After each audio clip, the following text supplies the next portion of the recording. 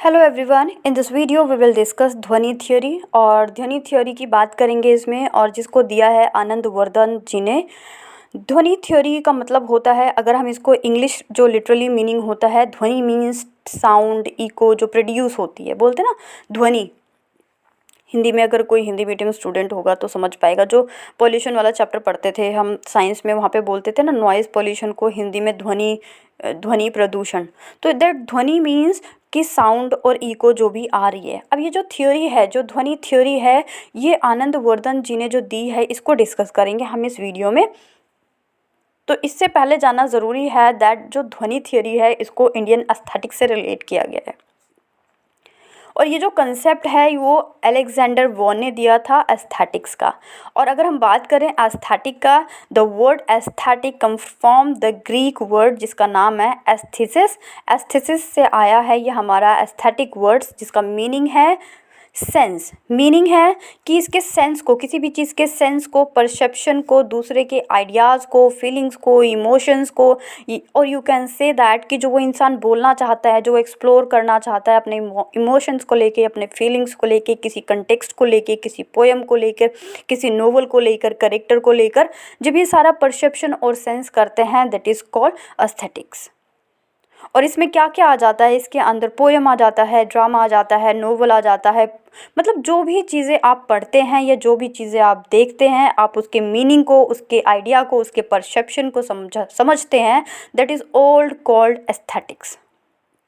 आपने कोई पोएम पढ़ी, उसके बाद जो उससे रिलेटेड थॉट्स आपके दिमाग में आए, आपने कोई नोवेल पढ़ा, कोई ड्रामा पढ़ा, जो उससे रिलेटेड थॉट्स आपके माइंड में आए, that is called the perception. कि आपने जो राइटर लिखना चाहता है, जो पोइट ने अपनी पोइट्री में लिखा, आप पोइट की फीलिंग्स को समझ पा रहे हैं, पोइट के आइडियाज़ को समझ पा रहे हैं जो उन्होंने बताया। So this is called perception. कि किसी चीज़ के लिए परसेप्शन बनाना, उसकी फीलिंग्स को, उसके इमोशंस को समझना है। एग्जाम्पल के लिए एक जॉन डन की पोइट्री है जिसका नाम है ट्विकनेम गार्डन। अभी रिसेंटली मुझे जल्द से याद आई। तो ट्विकनेम गार्डन जो जॉन डन ने लिखी है, उसमें उन्होंने किसकी बात की है? आपने कंप्लीट पोइट्री पढ़ी, आपको क्या समझ में आया कि कोई एक लवर है जिसका जो दिल है वो टूट गया है, वो गार्डन में गया है जिसका नाम है ट्विकनेम गार्डन, और वहाँ जाकर भी वो शांति के लिए वहाँ गया था, लेकिन वहाँ पे जाके भी उसको लगता है कि जो ट्रीज़ हैं, जो फ्लावर्स हैं, वो उसकी मोकरी कर रहे हैं, उसका मजाक उड़ा रहे हैं।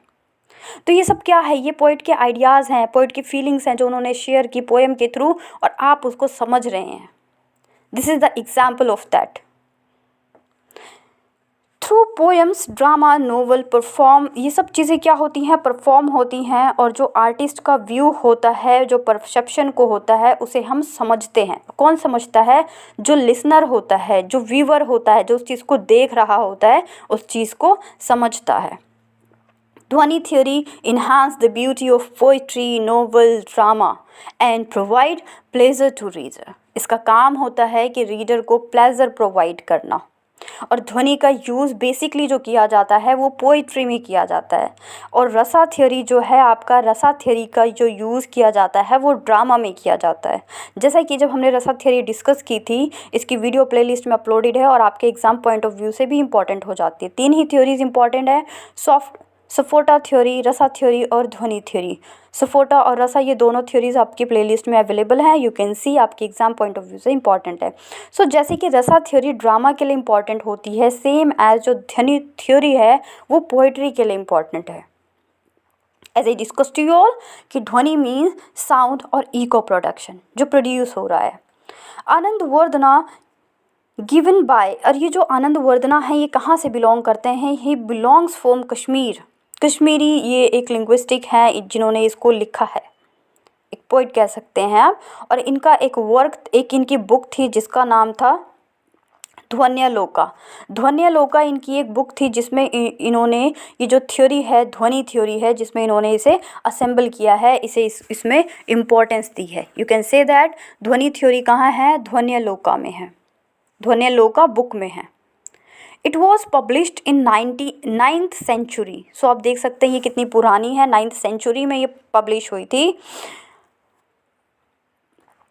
It was most important poetic theory of ancient India. Ancient India की बेसिक कह सकते हैं या सबसे इम्पॉर्टेंट कह सकते हैं या सुपीरियर कह सकते हैं। अगर सुपीरियर कोई पोइटिक थ्योरी है तो वो है आपकी ध्वनि थ्योरी। आनंदवर्धना बोलते हैं is the soul of poetry, quote and quote lines हैं that the dhvani theory is called the soul of poetry, कि किसी भी पोइट्री की आत्मा होती है ध्वनि। ध्वनि मीन्स जो उसमें यूज़ किया गया है, उसको डेकोरेट किया गया है।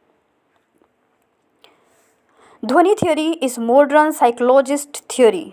साइकोलॉजिकल थ्योरी क्यों बोला गया है इसको? क्योंकि जो ये ध्वनि थ्योरी है, ये जो पोइट्री में यूज़ की जाती है, इससे जो रीडर का माइंड होता है वो एक साइकोलॉजिकल इम्पैक्ट डालती है। जैसे कि सिगमंड फ्रॉइड भी बोलते हैं, जिन्होंने साइक्लो एनालिसिस दिया है कि जो चीज़ें हैं जो आसपास होती हैं वो आपके माइंड पे इफ़ेक्ट डालती हैं। जो चीज़ें हम पढ़ते हैं, जिस सोसाइटी में रहते हैं, वो सारी चीज़ें आपके माइंड में इम्पैक्ट डालती हैं। सो दैट्स वाई ध्वनि थ्योरी जो है उसको भी बोला गया है दैट इज़ साइकोलॉजिकल थ्योरी। ये फोकस करती है रीडर की माइंड पे और डिपेंड करती है कि रीडर जो है वो किसी चीज़ का मीनिंग किस तरीके से ले रहे हैं। In the dhvani theory we can say that readers decide the poem. और इंजॉयबल है या नहीं है ये सब कौन डिसाइड करता है? रीडर्स डिसाइड करते हैं कि कोई भी पोएम लिखी गई है वो इंजॉयबल है या नहीं है। कोई कोई वर्क होता है, कोई कोई पोएम होती है जो बहुत ज़्यादा फेमस हो जाती है, कुछ वर्क होता है वो नहीं हो पाता। जो हो जाता है उसके पीछे रीज़न क्या है कि उसको पोइट ने इस तरीके से प्रेजेंट किया है, उसमें ध्वनि का इस तरीके से यूज़ किया है, उसे प्रेजेंटेबल बनाया है, उसे इंजॉयबल बनाया है, उसे प्लेजर से भर दिया है। इसमें आप एग्जाम्पल के लिए अगर समझने के लिए देखें तो एक पोएम नाम है टू हिज कोय मिस्ट्रेस। कोय मीन्स शर्मीली मिस्ट्रेस, कि वो मेरी शर्मीली mistress beloved.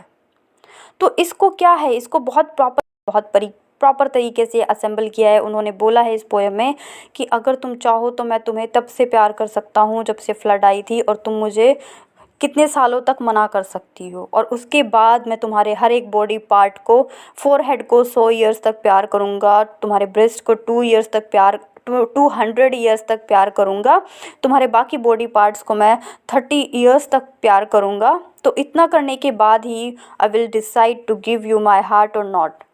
I have given you example to his कोई मिस्ट्रेस, ताकि आप समझ सकें कि किस तरह से आपने, जब आप फर्स्ट ईयर में थे, मैं प्रीवियस ईयर की पोइट्री का एग्जाम्पल क्यों दे रही हूँ क्योंकि now you are in second year, आप सब ने ये पोइट्री पढ़ी होगी और इसको आप रिलेट कर पाएंगे कि किस तरह से जॉन डन जी ने इस पोइट्री में यूज़ किया था अपनी इमोशंस को, अपनी फीलिंग्स को, और जो एक सेक्सुअल इन्वायरमेंट क्रिएट कर दिया था, जो एक फिज़िकल रिलेशन का इन्वायरमेंट होता है उसको क्रिएट किया था।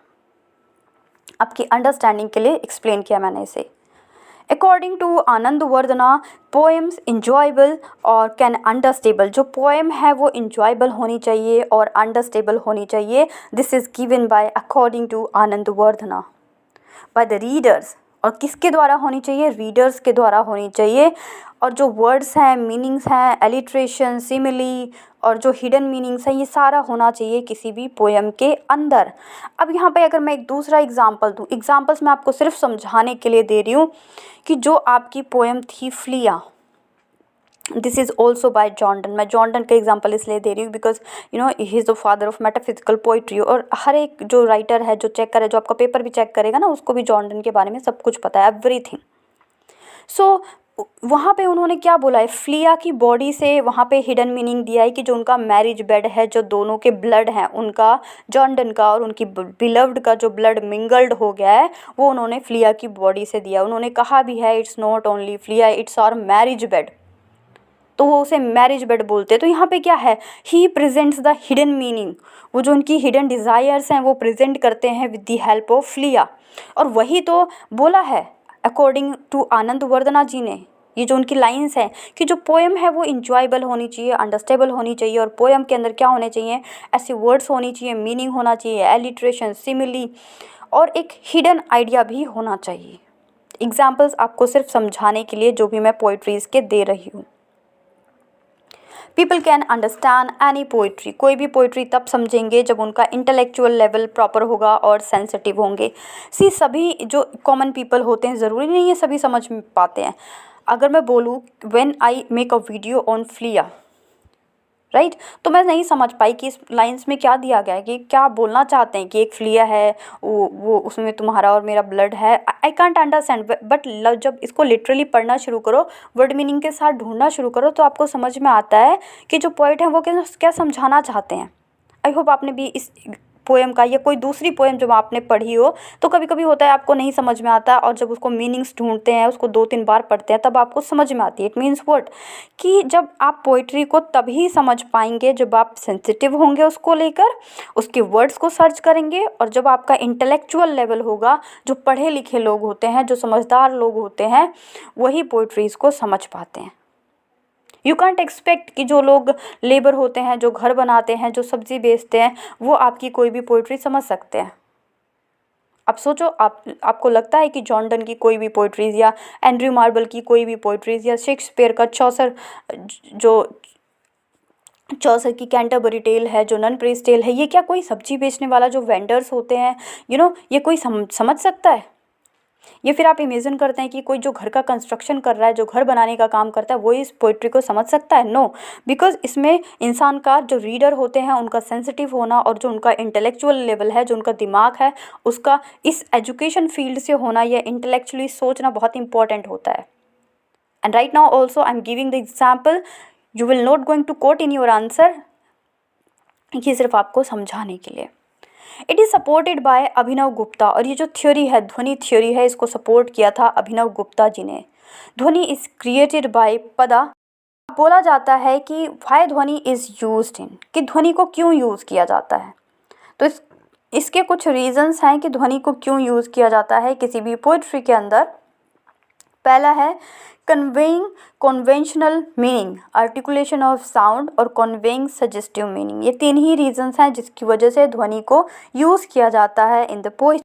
Now we will discuss the power of dhvani, कि ध्वनि की क्या पावर होती है, why we use dhvani, why writers, why poets use dhvani in the poetries, और वाई ये जो हमारे जिन्होंने ध्वनि को दिया है, कश्मीरी राइटर यू कैन से और लिंग्विस्टिक्स आनंद वर्धना जी ने क्यों बोला है कि जो ध्वनि है वो एक इम्पॉर्टेंट प्लेस पे एग्जिस्ट करती है in the field of poetry. और इन्होंने इतनी इंपॉर्टेंस क्यों दी है कि जिस तरह से रसा थ्योरी, रस जो है वो ड्रामा में इम्पॉर्टेंट है, उसी तरह से जो ध्वनि है वो आपकी पोइट्री में इम्पॉर्टेंट है। इसकी क्या पावर्स हैं, तो इसकी हम पावर्स की बात करते हैं तो इसमें 3 बेसिकली पावर्स हैं, अविधा, लक्षणा और व्यंजना। इसको आप फ्लो चार्ट की हेल्प से प्रेजेंट कीजिए। अविधा का मतलब है जो लिटरल मीनिंग प्रोवाइड करे, जो डायरेक्ट मीनिंग प्रोवाइड करे, like I am teaching you, this is the literal meaning, direct meaning है।